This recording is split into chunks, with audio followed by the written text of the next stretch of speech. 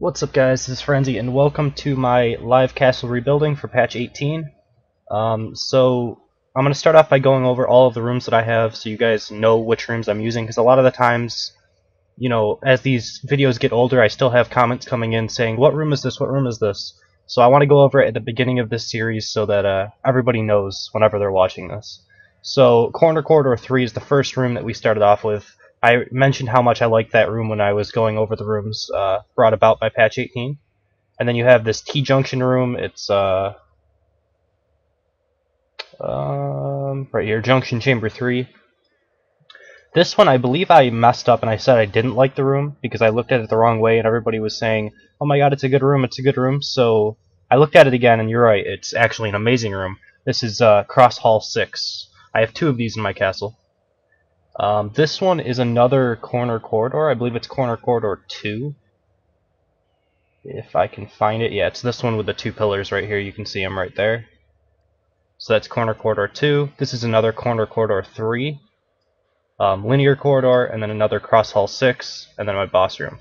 So basically, if we follow the path that the hero has to go, it's kind of a ridiculous maze of different turns and angles that they have to rotate their camera around just to add a little bit more annoyance to the attacker, right? They start in here, they come around, they have to go all the way around this, come up, go all the way around this, all the way around here, and all the way through, and it's a crazy maze, and basically they end up starting on the top of where they entered, right? You're entering down through here, and they actually have to go all the way up through here. So when you actually start, you can rotate the camera and actually see that there's a room behind here.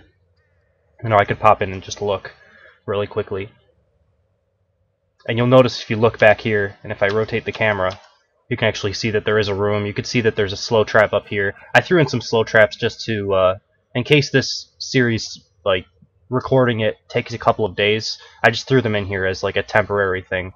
And I'll go through and replace all of the traps later on in this series. So first of all, let me pop back out of here for a second. I want to test this pull to make sure it's working. I threw this in because it took me a really long time to actually get this working the way I wanted it to.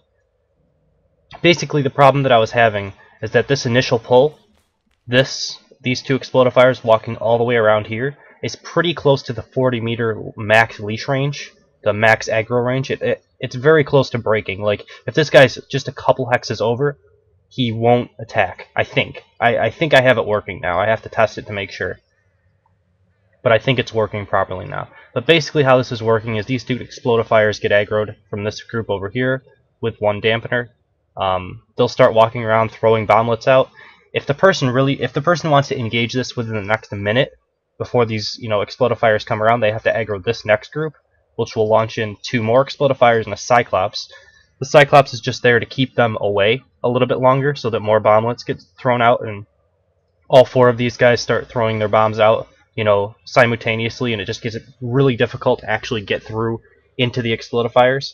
And then if they keep coming, they'll aggro this last group here, which is basically just a Defendatron, a Cyclops, Stairmaster that's on the Ominous Orb, the big electric field that gets thrown down. It's actually really good at the level where they hit rank 4, which is level 28. So level 28, these Stairmasters actually become viable. And then a Bone Puppeteer just for effect to heal everything up. I'm not sure about the Bone Puppeteer, but I do like this group in general. Yes, Stairmasters are still a little weak to volleys. The Defendatron helps keep the Cyclops alive, but this group for like trash mobs is actually pretty decent. I'm going to probably be using this quite a bit throughout my castle because Cyclopses are just so good at this level. So that's basically the first room, is how I'm going to leave it for now. I may change out some explodifiers, and I might also be bumping my castle up from 28 to 32 fairly shortly, depending on if I you know, take part in some of the competitions that have been, you know, popping up. I can basically level my castle up to 32 as soon as I get the Life Force. Life Force is the only thing that I'm really lacking in terms of that. So let's test out the first room here and see how it goes.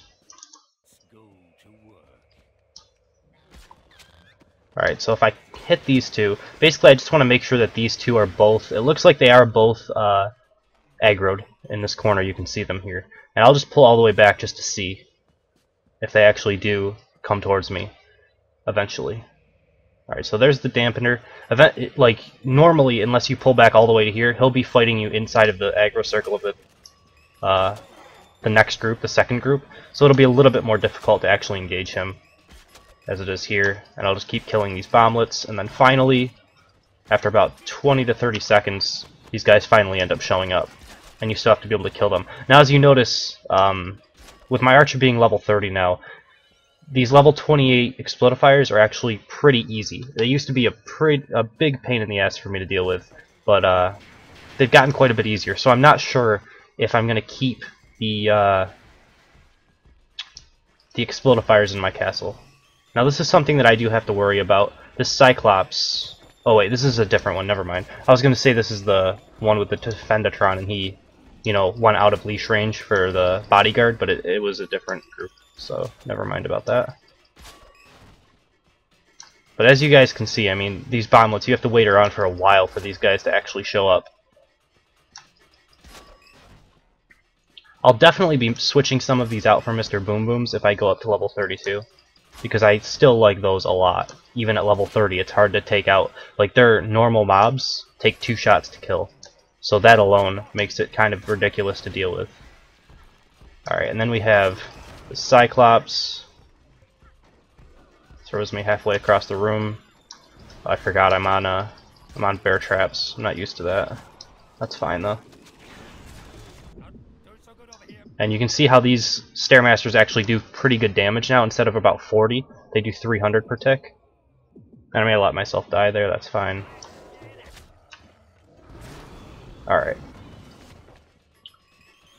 And these guys are still throwing bomblets out. It actually looks like they're stuck. Maybe they're not. They're just sitting back there for some reason. I don't know. But yeah, it's quite difficult to actually engage this, in my opinion.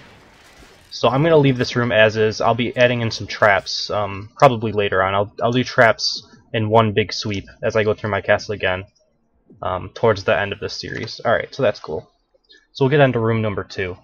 Room number 2, this is going to be pretty obvious, although I think I want to use this room specifically as just a room by itself, so I'm only going to probably do one pull through the wall. Or I might pull through the wall from down here, and then have something up here as well. We'll see how it looks. So let's throw in the Snotters. I'm definitely going to have something over here. Generally, when I'm doing these castle things, I like to put in kind of templates with Snotters just to see what everything's going to look like, and then I fill it in with the mobs that I actually want. So, you know, I can see how this is going to look, and then I can set up my aggro circles before I actually put in the big mobs that I actually want to use. Alright, so if I put something down in here, and I just kind of pull it up like this, then I could put something in here as just a normal group, like this. So I think I want to do something like that.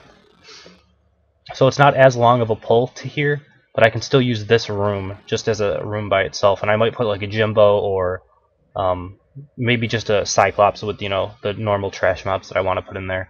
We'll see exactly what I put in there in a second, but I think this is how I'm going to set this room up. Alright, so I have always been a big fan of in this room using Mega Muttons and a Scorpio. I think I might do the same here. Let's see, my Scorpios are level 28 now, so it is a good level to use Scorpios. Actually, a Scorpio should be down here. I'll have to work with that a little bit just to make sure it's working properly. Wait, no, we want the Scorpio to be this group, never mind. Because we want the Scorpio to be the first one so that he comes around and pulls you into the second aggro group. Okay. Alright, so Scorpio, what do I want? With the Scorpio, I can make it a little bit harder to kill by adding in a Defendatron if I wanted to. Defendatrons are only level 26. How many points do I have? I have 8 points available to me. I could throw in like one of these Stairmasters if I wanted to. and then I would have 3 points left. I could throw in a Bone Puppeteer. I'm not sure exactly how this is going to work. It seems really weak to a volley to me, looking at it initially, so I may switch this up in a second. Wait a minute, this isn't actually connected to there. I don't know what I'm thinking about. This needs to be connected to there. I don't know what I'm doing. Okay, hold on. There, now I have 17. That's kind of how it's supposed to be. Okay, so I could take this guy out. This would give me 6 points. I could throw in a Cyclops if I wanted to, although I feel like he would just get headshotted down, but it would give a little bit more survivability at the very least to my Scorpio. So I could put that in like that.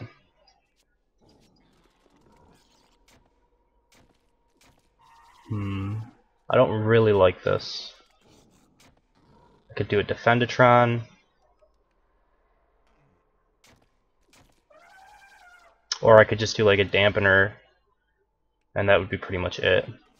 I guess I'll try this Cyclops for now. So let's turn these guys around so it takes a little bit longer for them to pull. I even probably want my Scorpio to kind of block for my Cyclops a little bit, so that the Cyclops comes in a little bit behind. Because you want, you know, the Scorpio to tank maybe 1 or 2 shots, and then the Cyclops to walk in front and make them switch targets, basically. Like, think about an archer here. If the Scorpio comes around first, they may launch a headshot to the Scorpio. The Scorpio is probably not going to die to 1 headshot, and then the Cyclops walks around and starts charging at the archer. He's going to have to switch targets to the Cyclops, or, you know, risk getting hit by and taking 1,000 damage or something by the Cyclops. So we'll see how that works in a second here. And then for this group, I kind of want to use... I could throw in a Mega Mutton, but Mega Muttons aren't really a good level right now. Let's try a Cyclops, I think. Let's try my Cyclops group, my Trash Mob group here. See how it works. A lot of this stuff is definitely going to be subject to change because I'm testing a lot of things here. And as I get replays, I'll, you know, switch things around a little bit. Alright, so how many points do we have left? 7. Let's do a Defendatron. I could also do I could also mess around with AoE Defendatrons here. That's a Robo Shieldatron. Defendatron.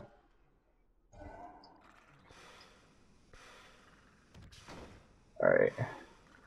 And I don't think it'll really matter that the Defendatron's out in front, because the Cyclops should cut him off because he's a little bit faster. This guy moves very slow, and Cyclops, I believe, are quick, right? Medium, yeah. So the Cyclops should turn and move in front of him, and then he'll be defended.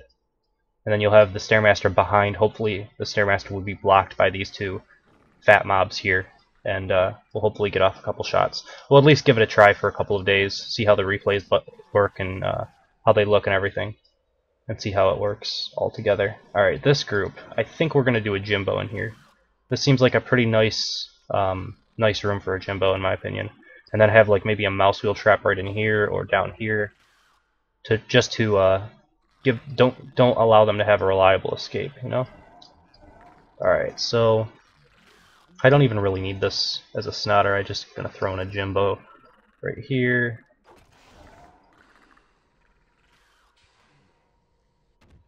Let's see if I can mess around with this at all. So if I do it here and they hug this wall, they'll be able to get inside and get a shot off.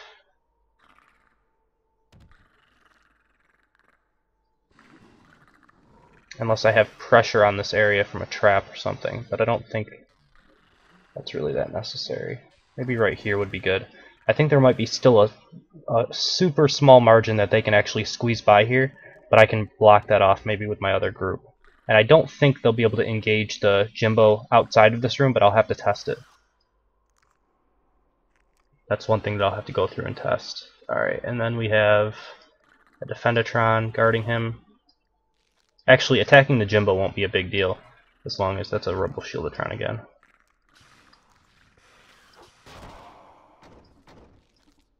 I think we want these guys facing towards the hero as well. Maybe the Jimbo a little bit delayed. so that, you know, it gives him time to land and start firing a shot before the Jimbo starts winding up to swing. And then maybe the hero will be locked into an attack animation and get hit by him. That's probably the best option. And then we'll throw in a bad dog, I think.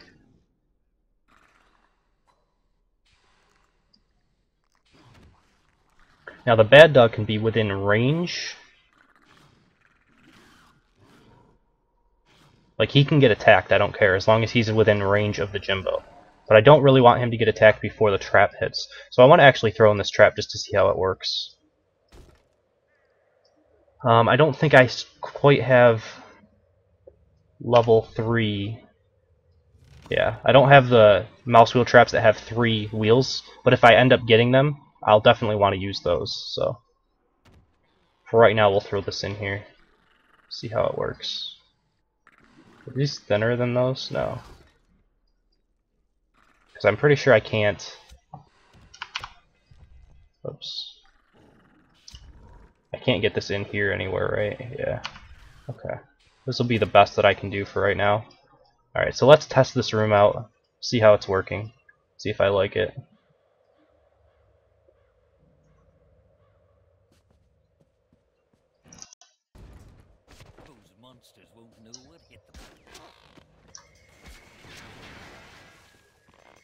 Alright, so I'm going to just pull multiple groups because I feel like that's probably the quickest way of doing it. I may die doing it, but, you know, that's okay because it's a practice run.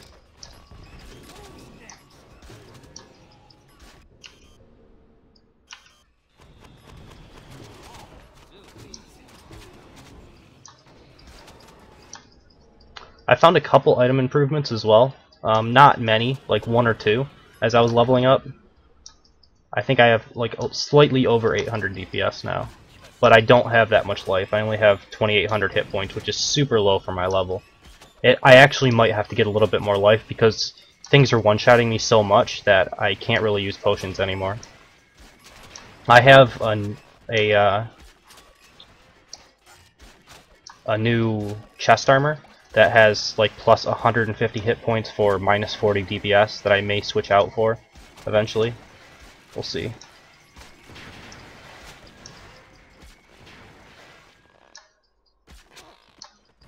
Alright, so let's see how this all looks.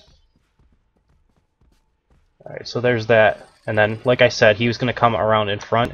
So in case I did start shooting the, you know, the Scorpio, the Cyclops would have came out in front. So that might be good.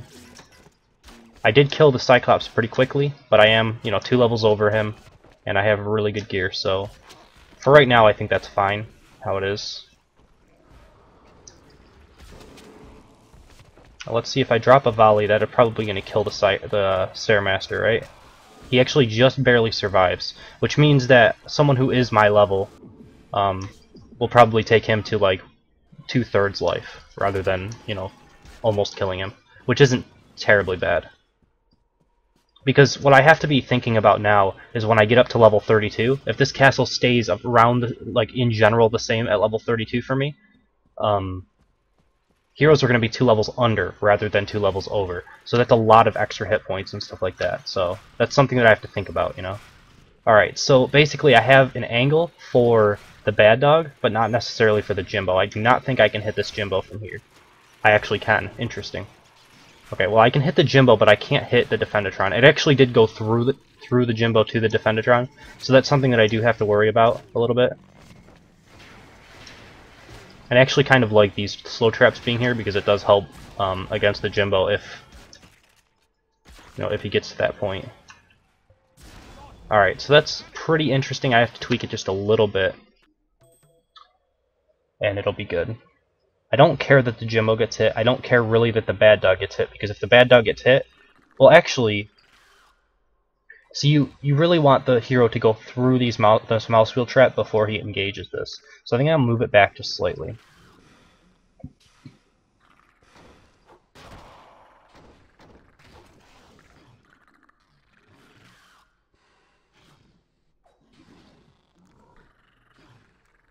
As long as I block the angles from people hitting this Defendatron right away, I should be okay. even if the hero slides all the way in here and comes all the way up, he should only be able to get an angle on this bad dog. Or at least that's the hope.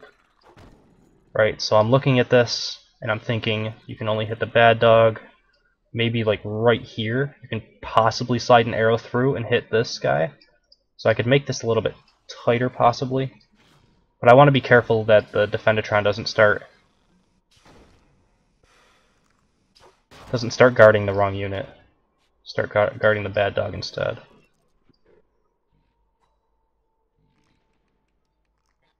So something like this should make it a little bit more difficult. They might still be able to hit the bad dog, that's the only thing I'd be a little bit worried about.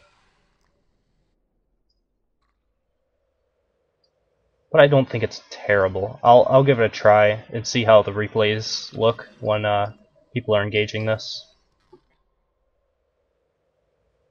I really want to go through. I'm going to run through really quickly and just see how it looks. I'm not going to kill the mobs, I'm just going to sprint straight there just to see how it looks. I just want to make sure the angles like aren't absolutely terrible.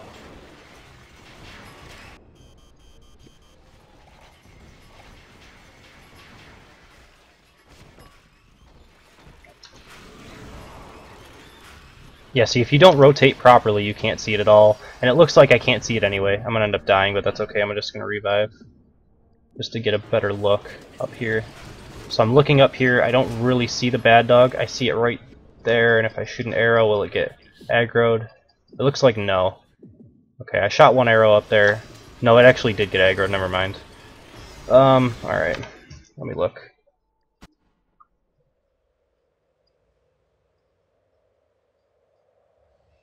Alright, let's put this guy straight up against the wall, maybe.